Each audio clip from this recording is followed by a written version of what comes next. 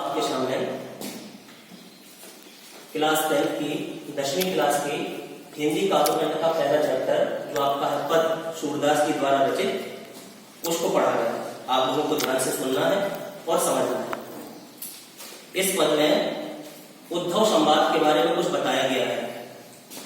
जब भगवान श्री कृष्ण ने गोपियों को समझाने के लिए उद्धव को भेजा, उद्धव वहां पर पहुंचते हैं तो उद्धव और गोपियों का जब मिलन होता है तो गोपियां क्या वर्णन करती हैं, इस पद में सूरदास जी ने लिखा हुआ है, तो उसको ध्यान से सुनिए।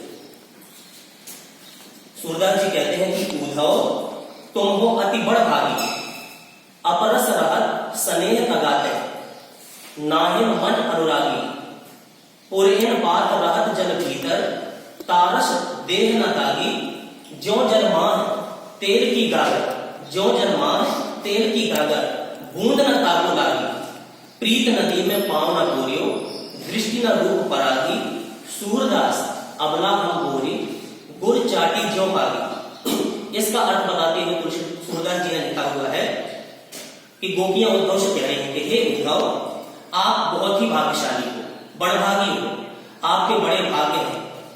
क्यों है?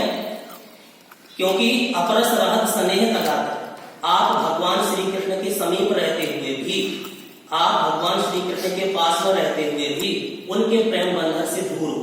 अपरस रहत स्नेह तगात, उनके लिए आपके मन में प्रेम उत्पन्न नहीं हो पाया, प्रेम में अनुरक्त नहीं हुआ, इसलिए आप बड़भागी हो। नाहिन मन अनुरागी, आपका मन प्रेम से परिपूर्ण नहीं हो पाया श्री कृष्ण के पास रहते हुए। आपका जीवन उसी प्रकार से है कि पुरैन पात रहत जल भीतर, तारस देह न दागी। जिस प्रकार से कमल का पत्ता जल में रहता हुआ, कमल के फूल की पत्तियां जल के पास होते हुए भी उसके ऊपर जल की एक बूंद नहीं ठहरती, एक भी बूंद उसके पास नहीं रहती, उसी प्रकार से तुम्हारा जीवन है।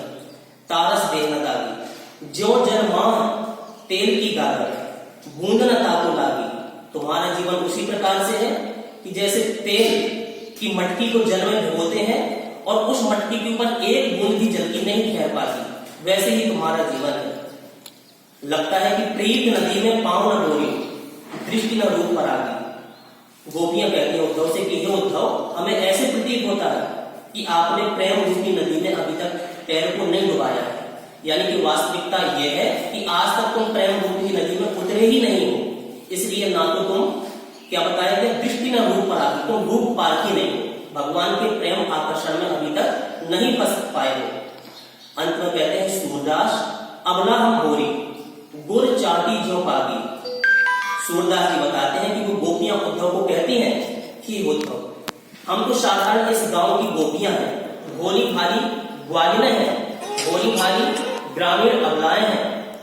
हम श्री कृष्ण के रूप सौंदर्य में इस प्रकार खो चुके हैं, इस प्रकार से हम खो गए हैं कि उससे विमुख होने की स्थिति ही नहीं बनती। जिस प्रकार से चींटियां होती हैं, गुड़ चाटी जो पागी, जिस प्रकार से चींटियां गुड़ खाने के लालच में पास में जाती हैं, उसके आकर्षण में और उसी में चिपक करके फंस जाती हैं और उससे छूट नहीं पाती और वो मृत्यु को प्राप्त हो जाती है, अपना प्राण त्याग देती है, उसी चींटियों की भांति हमारा जीवन हो गया है। हम पूरी तरीका से भगवान कृष्ण में खो चुके हैं, अब उससे अलग होने की स्थिति हमारी नहीं है। ये पहला पद होगा। दूसरा पद सूरदास जी लिखते हैं कि मन की मन ही मांझ रही, मन की मन ही मांझ रही, कहिए जाए कौन कर उद्धव, ना ही परत कहे। कि अब तो हमारे मन की मन ही मांझ रही, हे उद्धव, कृष्ण से मिलने की जो अभिलाषा हमारी इच्छा थी, अब वो मन में ही रह गई, मन की मन ही मांझ रही। कहिए जाए कौन कर उद्धव, ना ही परत कही। हे उद्धव, आप तुम्हें बताइए कि जो मन की बात हम भगवान श्री कृष्ण को ही बताना चाहते थे, उनके अलावा किसी को नहीं बताना चाहते थे, अब वो किससे जाकर के अपने मन की व्यथा को कहें। हमें यह आशा थी कि भगवान श्री कृष्ण के दर्शन शीघ्र ही होंगे। हम चाहते थे कि जिन बातों को किसी और से न कहना पड़े, उन बातों को हम किससे जाकर के कहें जो सिर्फ कृष्ण को ही बताना चाहते थे। लेकिन उनके न आने पर अब किससे हम अपनी इच्छाओं को व्यक्त करें। अवधि आधार आस आवन की, अवधि आधार आस आवन की, तनमन व्यथा सही। हर पद गोपियां उद्धव से कहते हैं कि हर पल कृष्ण के आने की उम्मीद हमको बनी हुई थी कि कृष्ण कन्हैया कभी ना कभी लौट करके आएगा, इसलिए तन मन व्यथा सही हर प्रकार से हमारे शरीर में मन में हर प्रकार के कष्ट को सहन किया। अब इन योग संदेशन सुन सुन, अब तुम्हारे इन योग के संदेश को सुन करके हमें ऐसे लगता है कि जैसे ये गृहिणियां वैसे ही देव पर चढ़ रही थी और इनकी ग्रह अग्नि प्रज्वलित हो गई, उसमें और हम लोग जलने लगे हैं आपके योग के संदेश को सुन करके। हमें तो ऐसे लगता था कि चाहती पुती गुहारी जितते उतते धार बही। हम तो श्री कृष्ण से अपने रक्षा की कामना करते थे कि कृष्ण आएगा हमारा सहयोग करेगा। जहां से हम रक्षा की कामना सोचते थे, रक्षा के लिए सोचते थे, वहीं से और धार बहाई जा रही है, वहीं से हमको सताया जा रहा है। अंत में सूरदास जी कहते हैं कि सूरदास अब धीर धरई क्यों मर जाता न लगी। सूरदास जी कहते हैं कि वो गोपियां उद्धव से बोल रही हैं कि अब हम हे उद्धव आप ही बताइए कि हम कैसे अपने धैर्य को धारण करें जब कृष्ण ने ही अपनी मर्यादा नहीं रखी है। अब हमारा धैर्य का बांध टूट गया है बिल्कुल तरीका से। तीसरा पद, तीसरे पद में सूरदास जी लिखते हैं कि हमारे हरि हारिल की लकड़ी मन कृम बचन नंद नंदन उर यह दृढ़ कर पकड़ी। यानी कि हमारे हरि हारिल की लकड़ी, गोपियां कहते हैं कि हे उद्धव सुनो, हमारे जो भगवान श्री कृष्ण है ना वो हारिल की लकड़ी की भांति है हमारे लिए हारिल की लकड़ी बन गए हैं हमारे श्री कृष्ण। जिस प्रकार से हारिल पक्षी होता है हमेशा उड़ते हुए अपने पंजों में एक तिनका या लकड़ी दबाए रहता है, उसी प्रकार से कन्हैया हमारे लिए है हारिल की लकड़ी की भांति। मन कृम वचन नंद नंदन उर, हमने अपने मन से कृम से और वचनों से नंद नंदन को नंद के लाला उस कन्हैया को दृढ़ करी पकड़ी, बहुत ही मजबूती से अपने हृदय में पकड़ रखा है। जागत सोवत स्वप्न दिवस निशी, अब तो हमें जागते हुए सोते हुए सपने में और रात दिन कान कान जकरी हमारा मन सिर्फ कन्हैया की पुकार करता है, कन्हैया को ही पुकारता है। और आप हमें योग का संदेश लेकर के आ गए हो। सुनत जोग लागत है ऐसो ज्यों करवी ककड़ी, आप जो योग का ज्ञान का संदेश लेकर के आए हो, इस योग के संदेश को सुनकर के हमें ऐसे लगता है कि जैसे हमारे मुख में कड़ई ककड़ी पहुंच गई हो, जैसे कड़ी ककड़ी खाने के बाद उसको गुटकने का अंदर ले जाने का मन नहीं करता है। ऐसे ही यह है कि आपकी योग की बातें हमारे हृदय के नीचे नहीं पहुंच रही है, उसको बाहर उगलने को मन कर रहा है। सूतो व्याधि हमको ले आए देखी सुनी न करी, हे उद्धव तुम जाने कौन सी हमको ये बीमारी व्याधि माने होती है बीमारी, जाने कौन सी बीमारी लेकर के तुम हमारे पास आ गए हो।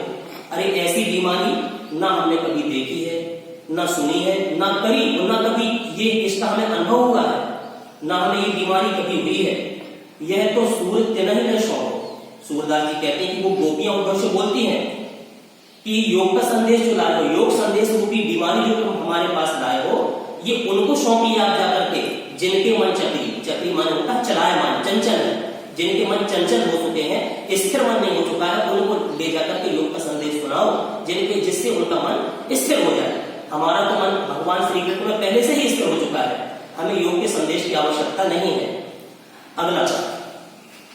अगला और लास्ट पद है इस पाठ का, पद का सूरदास जी का, कि गोपियां उद्धव को बता रहे हैं, क्या कहते हैं सूरदास जी लिखते हैं कि हरि है राजनीति पढ़ाए, हरि है राजनीति पढ़ाए। एक सखी दूसरी सखी से बोलती है कि सुन हे सखी, लगता है कि अब कृष्ण राजनीति शास्त्र में पूर्णतः दक्ष हो चुका है, राजनीति शास्त्र में पूर्णतः कुशल हो चुका है, बहुत अच्छी उसने राजनीति पढ़ ली है, वे पूरी तरीका से राजनीतिज्ञ बन चुके हैं। इसलिए वे प्रेम संबंधी बातों में भी कपट और छल से काम ले रहे हैं, कपट और छल का प्रयोग कर रहे हैं। समुझी बात कहत मधु करके समाचार सब पाए, हे सखी ये जो उद्धव आए हैं ना, इनने ज्ञान योग से संबंधित बहुत सारी बातें बताई, लेकिन तुम हे सखी तुम ये बताओ क्या इनकी बताई हुई बातों से कुछ बात तुम्हारी समझ में पड़ी है? इन बातों से कृष्ण का कोई समाचार तुम जान पाई?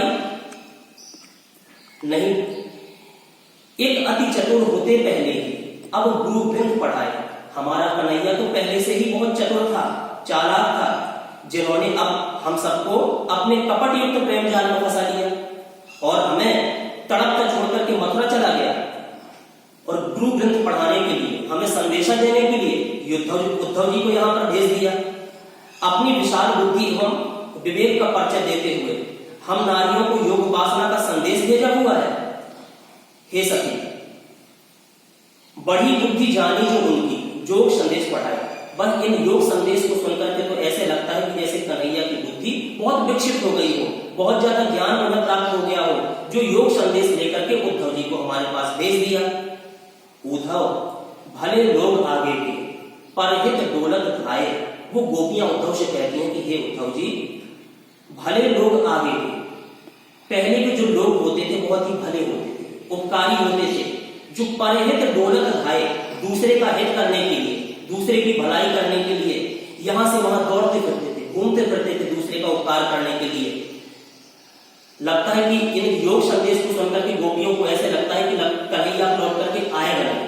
तो एक बार उद्धव जी से वो गोपियां कहती हैं, अब अपने मन फेर पाई है, चलत जो होते चुराए। अब तो हमारी सिर्फ एक अभिलाषा इच्छा है कि जो कन्हैया यहां से मथुरा जाते समय हमारे मन को चुरा करके ले गया वो लौटा दे। जो मन को चुराते हुए ले गया यहां से हमारे मन को, अब वो मन हम अपना वापस चाहते हैं। ते क्यों अनीति करे आगुन, जे और अनीति छुड़ाए। हमें तो ऐसे लगता है कि वह स्वतः अनीति क्यों कर रहा है, जो दूसरों को अनीति से छुड़ाया करता था, दूसरों को अनीति से दूर किया करता था, आज वो कन्हैया स्वयं अनीति के कार्य कर रहा है।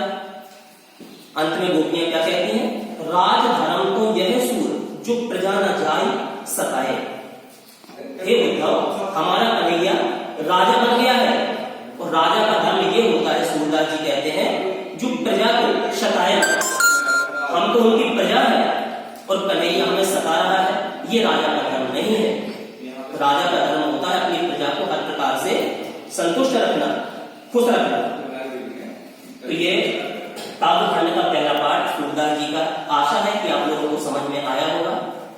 नमस्कार।